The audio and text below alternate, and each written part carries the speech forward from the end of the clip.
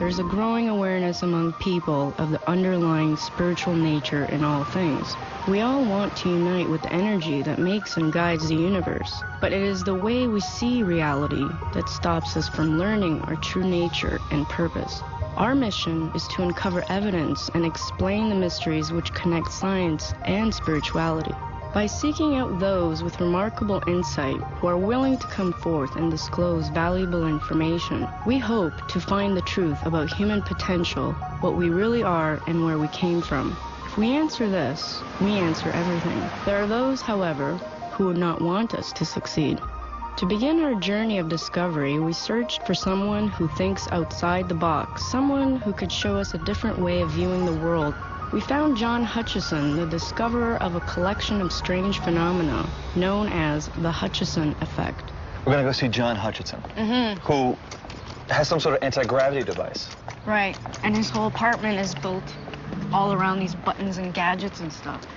So how in the world does he make this incredible device in a tiny apartment here in Vancouver? I have no idea. You know what? I think I just found it. Wow. Look at that. That's amazing. Incredible. He's got an anti-aircraft gun. He's got a generator. He's got a transformer up there. This guy is... A bell, too. This is amazing. I've never seen anything like this. Wow. Let's go meet him. Yeah, we're going to check this guy out. Yeah. Okay. Or he's right here. It's right there.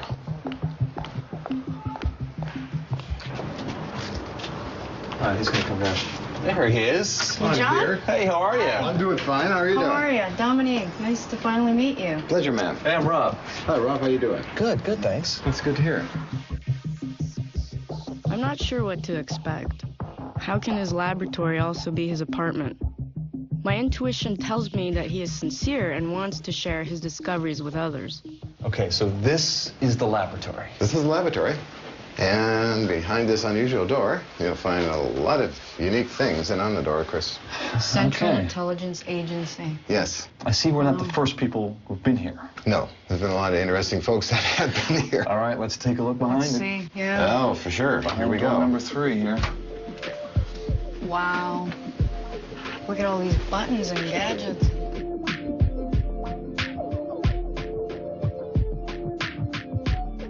I've never seen anything like this before.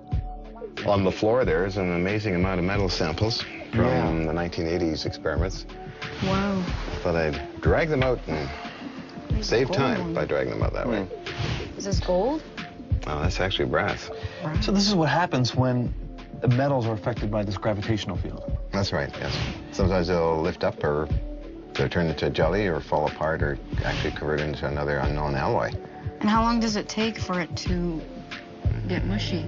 It can take a few minutes, sometimes seconds, and it just turns into, looks like a pile of gooey metallic stuff, and it just starts moving around, falls apart, and stays that way after the machines are turned off. So by changing the frequencies, you can change the effect that it has on these different objects. Pretty well, yes. Yes, the heaviest object I levitated was 1,500 pounds, and then another team did it too, in the bigger labs. And it's not heat. There's some other process that's going on. Some other process working on the atomic level, I believe. Yeah. It's The just, radio waves and unusual things. you ever put any organic substances on this thing? And Actually, we did. We put our dinners in there one time. Let's see what happened. And, well, it tasted good. So you have a toilet here. Yeah, the throne. She's inspecting it. Oh, my goodness grief. Believe it or not, that is How do you do it? I sit there and take my vitamins all in one kind of operation. So what's this right here? That's a transmission unit that I use in some of my experiments. It's a naval piece. And I'll be turning that on a little shortly. how come so much of this stuff is radio gear? It's all naval radio transmission gear and receiving units, and I use the high voltage and power supplies and that, converting them into usable power like a Tesla coil has energy. Well, I don't need the sparks, I just need the energy from the different machines. So most of your stuff is ex-military. All ex-military.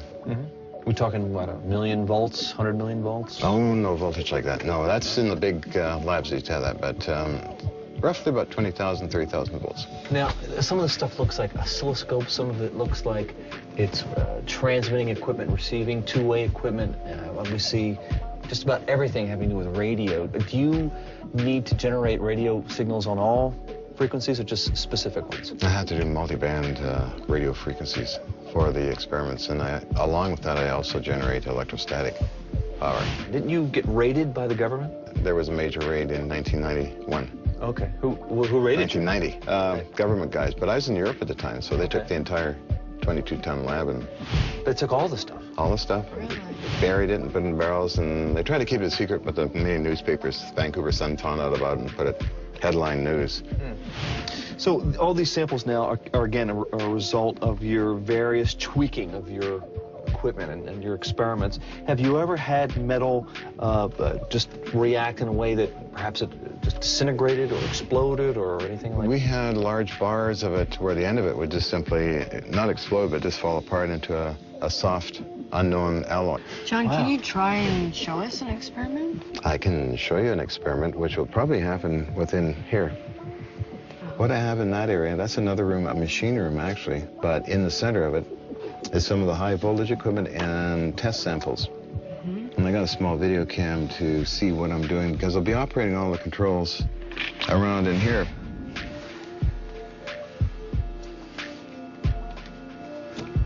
Yep, that's good. And go way back in the back here and turn on the other machines. Okay. We engage certain Klystron power supply units. And what I'm doing is adjusting some high voltage in there along with electrostatic energy and RF fields. Go with this guy here.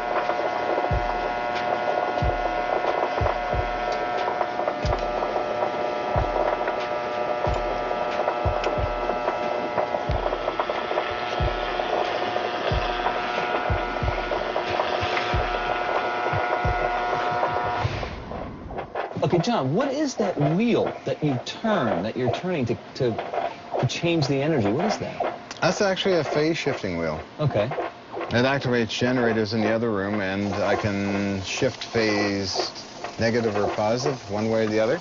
All right. And I have an indicator system here that shows me up here when I'm doing it. Or also a gauge system where you can probably see it here, negative or positive. If I do it slow, and then I have the main one up here. And that engages what they call variometers. What their variometer is a coil and has an inner coil that tilts back and forth a little bit. So the RF frequency or radio waves are then caught and manipulated through phase shifting.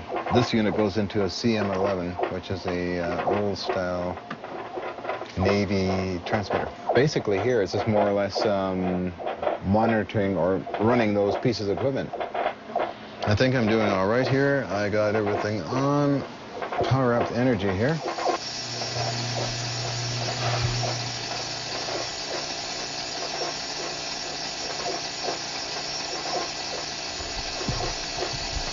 I'm just gonna rest my hand on this 50 caliber machine gun. Kind of oily. Yeah, okay.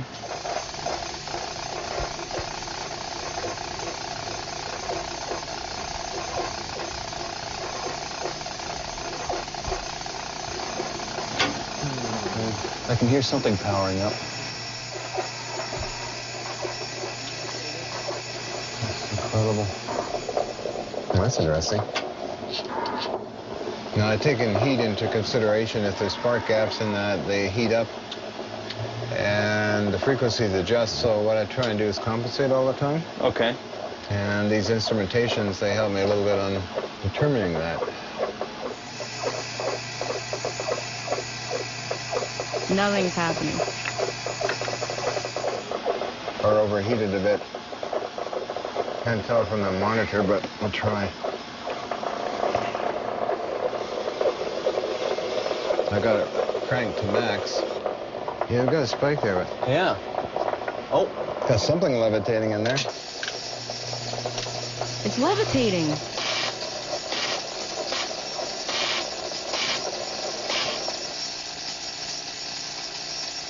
Dominique, we're gonna shut it down now.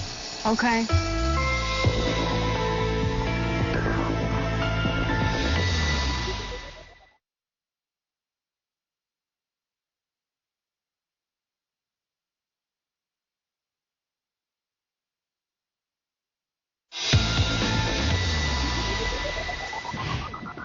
John, what we saw was really interesting. You had this canister that seemed to levitate and be spinning. You have things just randomly scattered around, and this field could affect them regardless of where they're positioned? Yes, actually the range on the fields is up to 300 feet. It was measured by Los Alamos in 1983. Now, in this apartment, everything's so congested that it affects other people's stuff upstairs or next door and that. It is a problem trying to do anything really in this confined space. Okay, now this is really interesting. This one here is, again, it's aluminum bar stock with a kitchen knife that sat on top and floated inside of the metal, and we Floated inside the metal? Yeah. So it was like this part was melting, and then it's like it was floating on top of water kind of thing? Kind of like that, and it just sort of fell inside the metal and stopped after we machined it down to expose the actual knife itself. Mm-hmm. Let me ask you, the experiments that you're doing here, does that recreate the Hutchinson effect, or is that only done at an industrial lab? Well, no, here the original Hutchinson effect is created, but not on such a dynamic level as in the industrial spaces because of the problem with power. Not enough juice around here. Not enough juice in here. How come the government isn't using this technology to build cars? And instead of using gasoline, which pollutes the air, isn't there something like free energy that we could use and implement into a vehicle? Oh, there's all types of free energy out there. Yeah. It's known as zero-point energy, and it's pretty well a bona fide energy source. But in the matter of national security, these guys are keeping it to themselves and experimenting in the national laboratories with this technology. Do you think the military is using anti-gravity technology for their aircraft? Oh, for sure. They used the high voltage already years ago for the stealth bomber. Give it an extra lifting power. They cover it in a certain material, and then they add high voltage to it, and that gives it a kind of an extended wing. Thanks for showing us the equipment. We really had a very electrifying time here. Actually, so did I. It was a pleasure meeting you. Pleasure, man. Thanks, John. Great. Off to the next adventure we are. Okay, That's sir. right. Have fun. Don't get lost out there.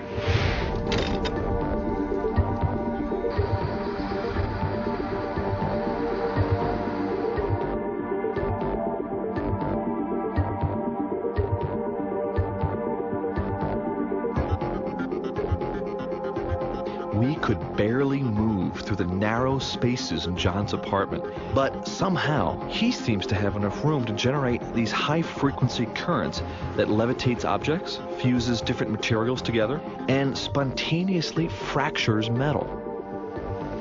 According to John, the Hutchinson effect occurs as a result of combining radio waves and high-voltage sources, such as Tesla coils. If this zero-point energy can be converted into usable power, it's no wonder the military was interested.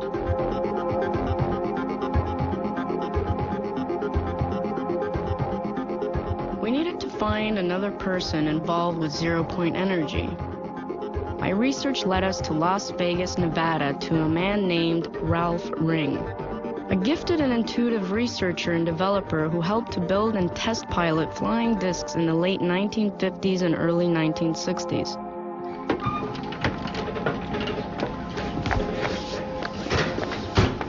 Hello. Well, hello. How you doing? How are you, Dominique? I'm doing fine. Welcome. Thank welcome you. Welcome to Las Vegas. Thank you. Thanks. Thanks for Come on in. Yeah, sure. Welcome to our home. Beautiful, beautiful. Thank you. Thanks for taking some time. We're really interested to talk to you about these flying saucers that Well, you have not only been building, but flying, from what we hear. Yes. we started, at least I started back in the late 50s and early 60s. We've rebuilt, redesigned them for years after that. We want to now turn them into a form of habitation and transportation for people, so that their home will be their transportation as well. Ralph, by we, who do you mean exactly? Oh, okay. Well, I should fill you in on that, I guess. Nikola Tesla was a great inventor and a great humanitarian. Well, Tesla wanted to get into his field, which was free, if you will, energy that comes from the surroundings. He was hired by J.P. Morgan to work with Westinghouse and Edison companies and the East Coast. And Tesla said, I've got it made. I think we can now transmit electrical power through the Earth, through the ionosphere, without any wires or telephone poles.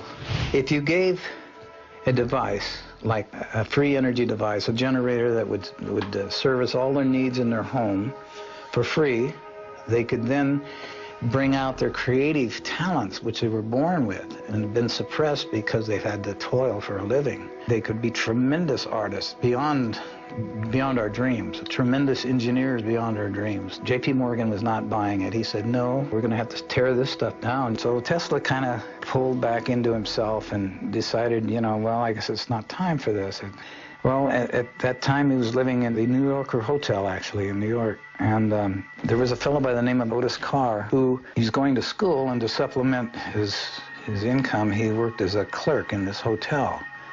And Tesla and him became acquainted, and Carr was a sponge. He loved science in every way, shape, or form, but he was a natural science. He believed in the same thing Tesla did, that there's no limits to natural science, and everything should be on a simple level. Tesla said, they're not interested in my time. I want you to take everything I can teach you and go in your time and see if they'll listen to you. And if you don't make it, you're going to have to pass it on, because at the rate we're going, we're on a self-destructive course. Carr said, I will, and he got his own lab started and started really getting into a lot of free energy devices and building them. So he built a spaceship? Mm-hmm. He's building small spaceships then, and he had different sizes, different models. So tell us how you met Otis Carr and how you began working with these flying saucers. There's a company, Advanced Kinetics, in Costa Mesa. That's where we were living, in Costa Mesa, California. And they're looking for a research and development laboratory technician. They gave me a job, they put me in the research lab, and I was inventing ideas all day long. I just loved it because I like to invent simple ways of doing hard things. And was Otis Carr working there too? No. I told some friends about this and what I was doing, and he said, well, come to our group. We've got a group here called Understanding. It was created by a gentleman by the name of Daniel Fry in California. We could talk about things that were unlimited, not limited. I said, my mission is to see that we have habitation and transportation in one vehicle. And he said, well, you sound like a guy that's back east getting in trouble right now. His name is Otis Carr. And he put in a patent for a levitation device, and they wouldn't give him the patent. He said, you got to pull that levitation out and anchor it on the ground, and we'll give you a patent on an amusement device. You cannot use levitation. They brought him out to California. They said, here's your lab. It was all built. It had living quarters. It had machine shops. It had. That's where you did most of your work, I imagine. And this is where you guys worked on the spaceship. Mm-hmm. Yeah. How long did it take to develop this craft? Day and night, 24/7, we were building these small prototypes, and they would range anywhere from 12 inches to 3 feet to 6 feet, to, in size. And they actually flew. They actually levitated. Oh yeah. And what was the source of the power? Well, it was magnetic in nature, and you were actually building these for people to sit in. I mean, not just models. These were prototypes just to prove what we wanted, and then graduate up to where human habitation could get on board and operate them. If you could explain to us very simply how this device, how these craft work. In those days, we had counter-rotating wheels, one going clockwise and another going counterclockwise. We had a capacitor, we had small magnets, and we had what's called a Utron.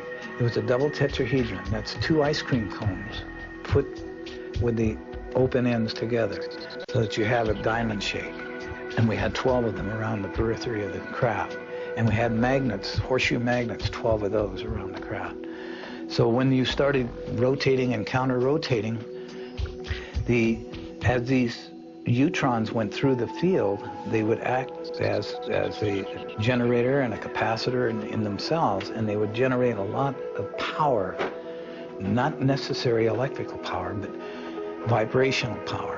When you get to the resonant frequency of your surroundings, it cancels everything out. It goes to a 0 point. And once you've reached 0 point, then you can go anywhere you want. And you have your own force field around the craft.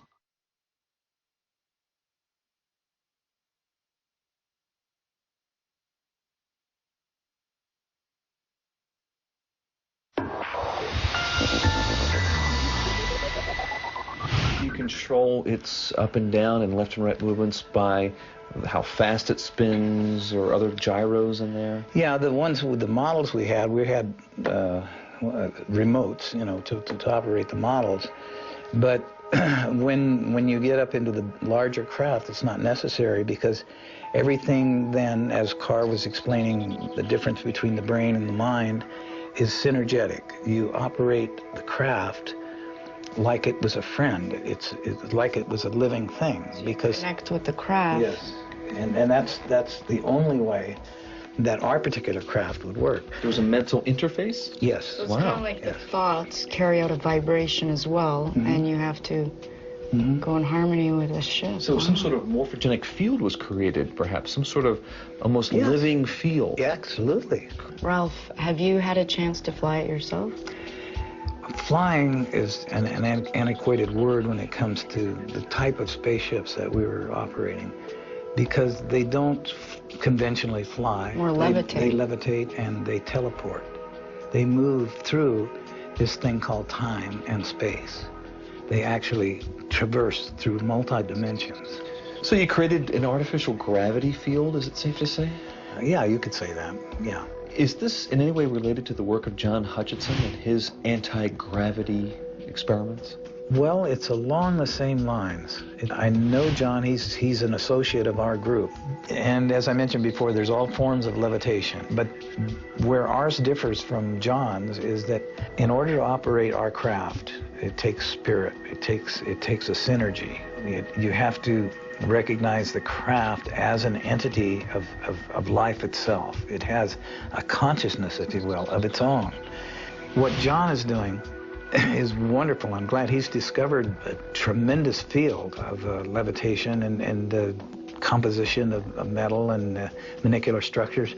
Ralph, can you tell us about your experience as being the co-pilot of one of these discs? Sure. The next stage up was the 45-foot craft. They had already designed and built it, and they wanted us to test it.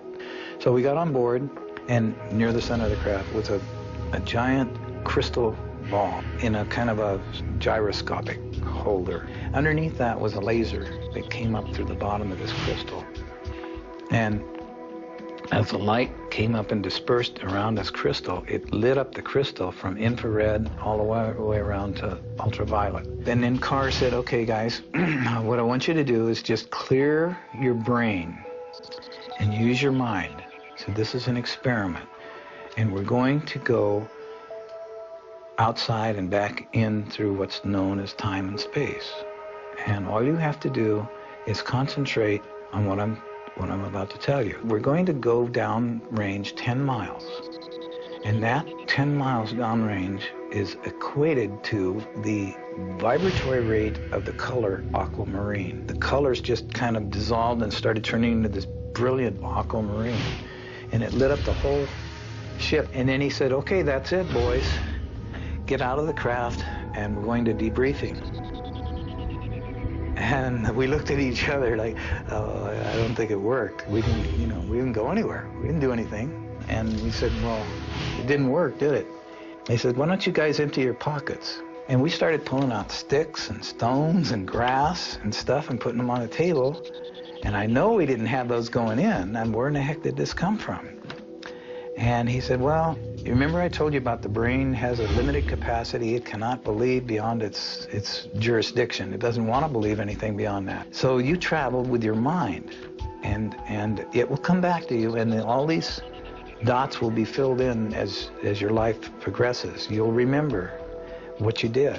It was in retrospect, I did go back now, and I do remember going and getting out of the craft. There was 3 of us. We walked down this ramp. We got out and we went over to a little hillside. I can see it right now. We picked up rocks and sticks, put them in our pockets, and we got back on board. I remember it now, but I didn't remember it then. It sounds like this technology is something that we have to be spiritually advanced enough to be able to use it. And Carr explained that as higher consciousness. He said, you've got to raise the consciousness. When you were operating this disc, did you notice or were you told that anything changed as far as the structure of the craft? There's a consistent expansion and contraction. It's almost so instantaneous that it's unnoticeable. And in one of the smaller demonstrations, we had a small model aluminum model, and I could hear this hum, and it was just a beautiful, beautiful feeling while this thing was running, and I was touching it, and then it got more and more intense, and then I found like it was Jell-O, and I could put my fingers on it like Jell-O, and I looked at the other guys, and then I put my fingers inside this aluminum with my hand. I said, this is impossible, but I'm doing this. And I put it in and out of the craft.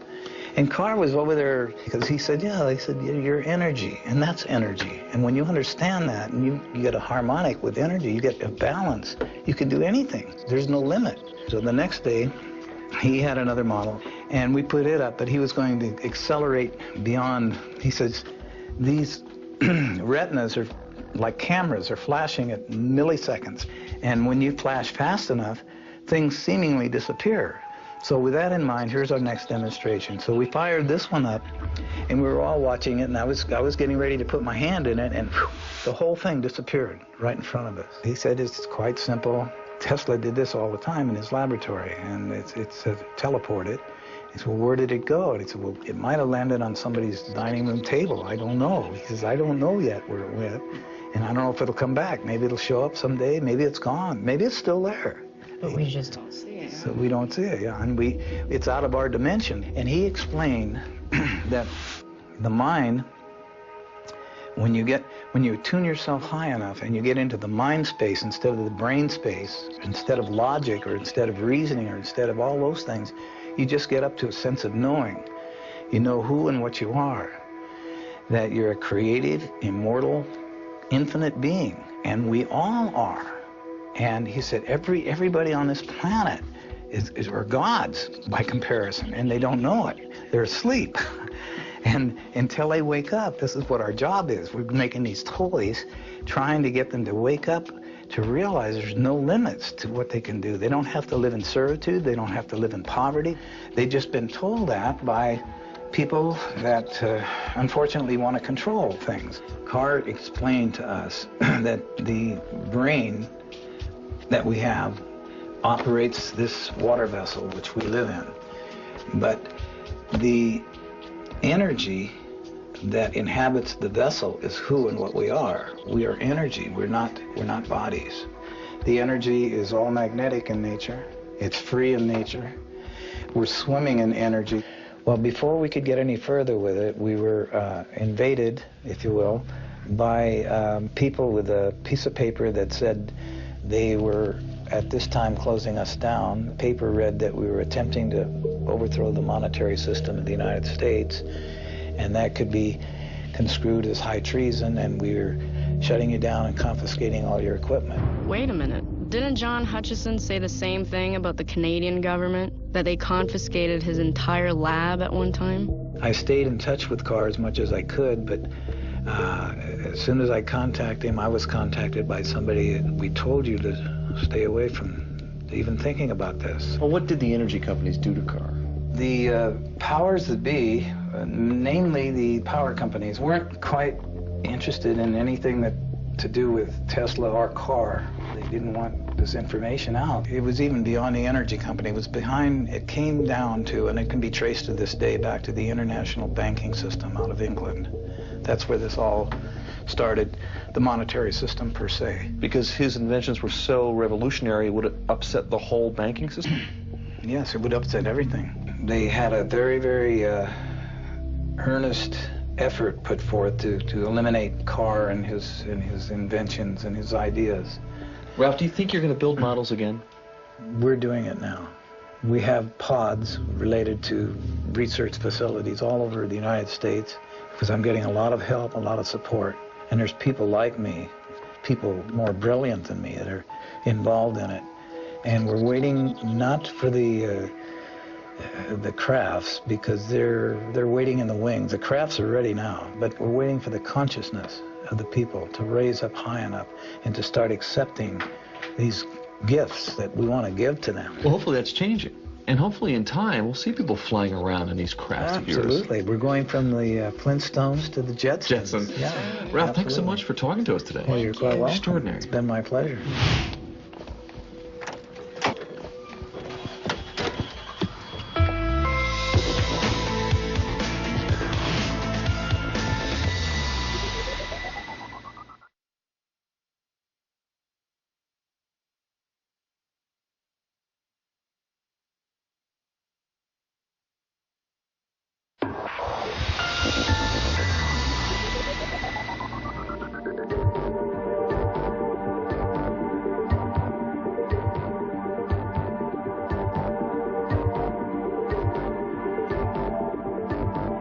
So the Hutchinson effect and the work of Ralph Ring and Otis Carr, if controlled, are capable of providing free energy to the world, which according to Mr. Ring is what Nikola Tesla had always envisioned for humanity. I need to find out more about Tesla and the origins of zero-point energy. I'm therefore taking a detour to West Palm Beach, Florida, while Dominique stays behind to do some research and determine our next guest. In Florida, I'll be interviewing a man named Jeff Bahari, the curator of the turn-of-the-century Electrotherapy Museum. He should have more insight into what Tesla was and on his inspiring work.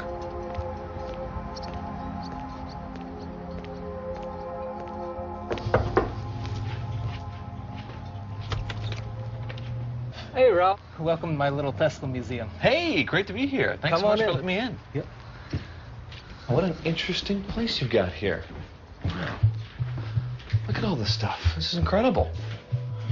Now, this looks like it is not very current. I mean, this stuff dates back, what, to the early 1900s? Most of these machines are 1890s to the early 1900s. Right. 1920s being about the latest here. And how would you describe all the stuff? Is this, are these all Tesla coils? They're all Tesla coils. They're all in adaptations of Tesla's patents in some way, normally made for medical use. All right. And of course, Tesla is the inventor of the Tesla coil, but what did he originally invent it for? Originally, he was looking into a new way of generating high voltage. He was looking for a new way of distributing energy. It was part of his early alternating current experiments. So he was looking for a way to create energy, to process energy, and how to distribute it. Right. So you have quite a bit of medical devices here. What else do you have that's along these therapeutic lines that Tesla was working on? Well, they started off with the X-ray machines, and one of the first things they discovered was that they thought initially X-rays were curing people of a lot of problems. And then afterwards, they found that some of the tubes weren't working properly, and that they attributed maybe the electricity was what was curing some of them in some cases. And it goes back to an initial experiment of someone trying to cure a patient of blindness. And they noticed if you X-rayed someone that was blind, they would see flashes. One of the early patients had remarked that during all of the different treatments with different tubes, her migraines completely went away. And the doctor ended up attributing it to the machine because that was the only constant. All of the tubes he used were different, and so that was kind of the birth of electrotherapy from a Tesla coil point of view. And they went on to develop these surgical machines, and by the 20s, they were the most humane form of surgical tool available because you could cut and cauterize tissue, and especially with cancer, you could remove cysts without reinfecting other parts of the body. You were able to precisely cook and cut as if you had a laser. So these were actually used to perform surgery on people? Right. Using high voltage instead of a scalpel? Right, exactly. There were tools such as this that could connect to those machines, and you can regulate a spark length and literally plunge into tissue or cut around it, remove what you wanted, and leave what you wanted left alone. Sounds like something out of Star Trek. Yeah, it is. But how old is that? We're talking, what, over 100 years? This is 1920. And this had the advantage with Tesla coils. As you were cutting tissue, it would actually seal the blood vessels, so there wouldn't be excessive bleeding involved. So, and many times it meant life and death for someone that was being operated on. So how is it that Tesla began experimenting with energy in a way in which that no one else before him did? He found that by resonance, he could obtain voltage regardless of the turn-to-turn ratios in the coils. And that means, in English? That means that you could take a small amount of wire and get a lot of voltage. There you go. And at the same time, the voltage was relatively safe to handle. And there were other effects they found with it, such as heating of the body and different physiological effects on tissues. So you have some examples over here of how Tesla technology was used for healing even close to 50 years ago. Right. Yeah, these are incredible. These are the violet rays? Right. Yeah, show me some of these. These are really wild. Here's an early example. It was made by the Renew Life company of Chicago. All right. And it was basically a handheld Tesla coil. All right. You could plug different glass electrodes made for all parts of the body imaginable, and then a few unimaginable. So there's a little Tesla coil in here. Right. All right. And then you would take whatever piece that you wanted, whichever one would fit whatever body that you were trying to heal. You put it in here. Exactly. Okay. And these would normally light up inside, and, Yeah. and the sparks would be transmitted through them, and you could treat your face, or You could adjust the power there. you could adjust the intensity, and some of them even come with ozone generators that you could inhale the ozone. Good Lord.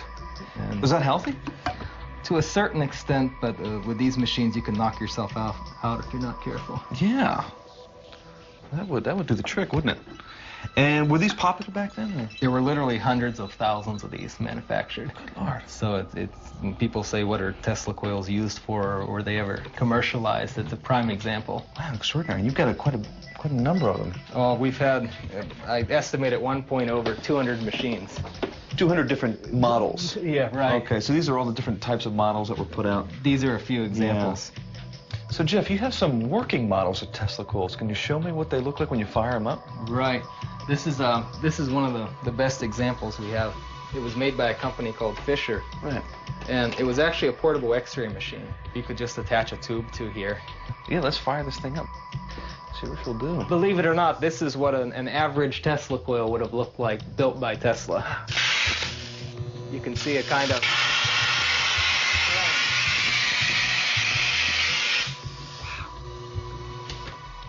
So how many volts was that? That's around 250,000 volts. 250,000. So you have a lot of different Tesla coils here, and they all do their own thing, don't they? Right. Well, show me a few more, because I'm anxious to see other Tesla coils doing different things. Sure. Okay. Wow, what's that? That's an ozone generator that uses Tesla technologies. So does this thing still work? Is this something that you've made, or? Yeah, I've made this one here. It can still be fired up. You don't see much of a spark from it, but We'll get some ozone, though, won't we? in the dark, Yeah. if you attach some wires to it, you can actually light up a room by, this is actually the electric effluves produced by this machine in the dark. So you can actually use it as a light source. Probably not the most efficient light bulb ever, but it would work. Right. Hit 50,000 volts. All right, yeah, let's turn it on. See what it'll look like there.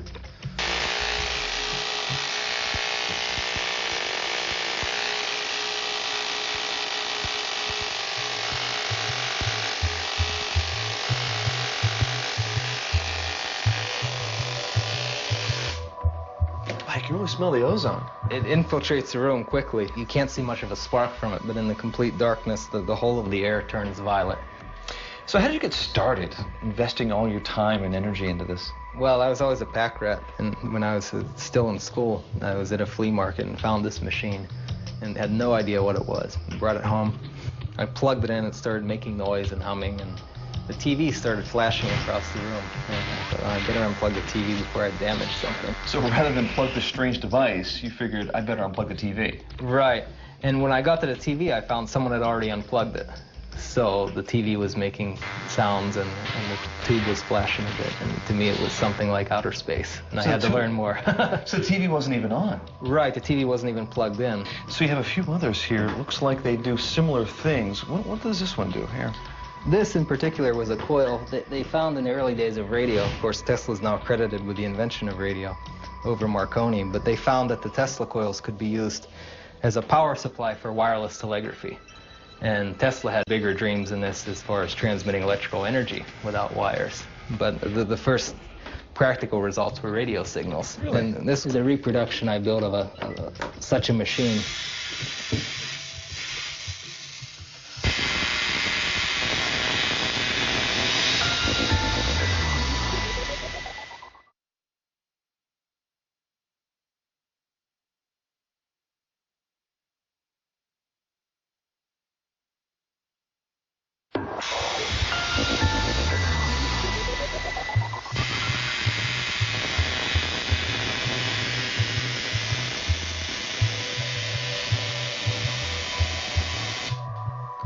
Wow. Well, how many volts is that? That's about 150,000 volts. So this would have been used for a power supply for a radio? Right. Actually, a radio transmitter. So do Tesla coils actually give off radio frequencies as well? Correct. They generate a wide range of radio frequencies. I mean, there's so much different types of electricity. I mean, there's static electricity, there's Right. electromagnetic. Do you have any things that demonstrate the different types of electricity? Well, there's a small machine Here, this is actually one that was built to simulate static electricity. We don't have a proper platform here, but it would actually make your hair stand on end, similar to a Van de Graaff machine. Really? But with much more powerful. And it consumes about 100 watts of electricity. It's more than my stereo. Over 100,000 volts out of it.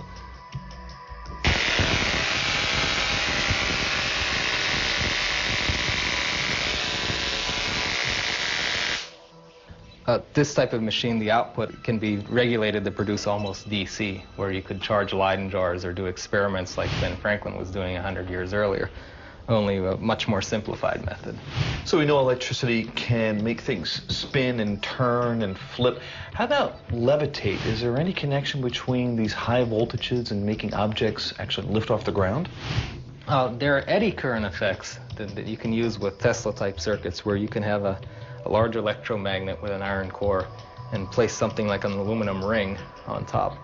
And the ring will act like a short circuit of a wire of a transformer, and you can actually send these rings into the ceiling if by accident.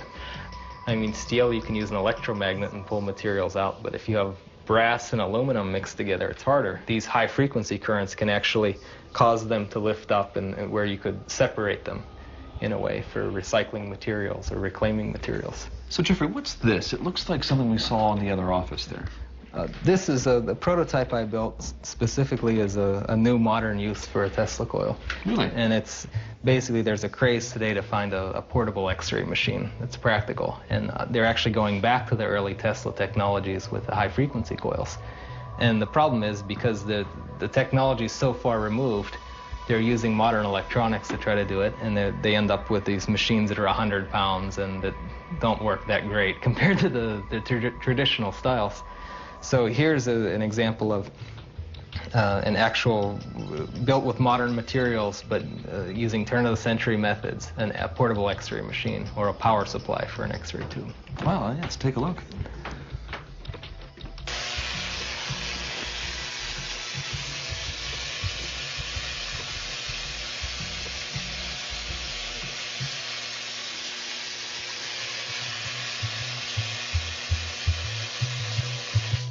So what you're saying is that there is a need for having portable X-ray equipment to take into combat, say? Right. One of the things interesting, the tsunami. There were so many victims. How are they going to identify the victims on location? And you can use dental records. And the problem was, how do you get X-ray machines into the field, into rubble? Yeah, more or less. Right. And you can run this off of a series of batteries. Right. Right. You could, if you wanted, you could run it off of a computer battery backup, even a small one. Now, of course, if this was part of an X-ray machine, it wouldn't be a big spark that way, but you would use that energy to drive the X-ray tube. Right. You would have a regular X-ray tube head connected instead of those spark terminals. Right.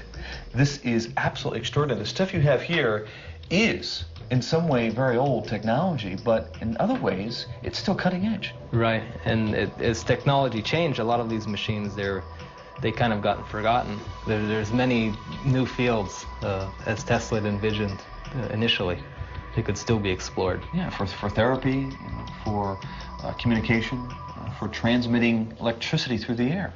Right. Wasn't there a report that just came out that talked about MIT scientists using this kind of technology? Right. Someone was lighting a bulb from a few feet away, and it's something that Tesla was doing a few hundred feet away. Just sending electricity through the air? Through the air and through ground waves also. So there's really no limit to where this technology can take us in the future, is there? I think when we go back to the beginning, it's endless what we can do. Yeah. Jeff, what an adventure. Thanks so much for showing me this stuff today. Oh, thanks for stopping by. I got to run now, but let's talk again. Okay, anytime. Appreciate it. Thanks so much.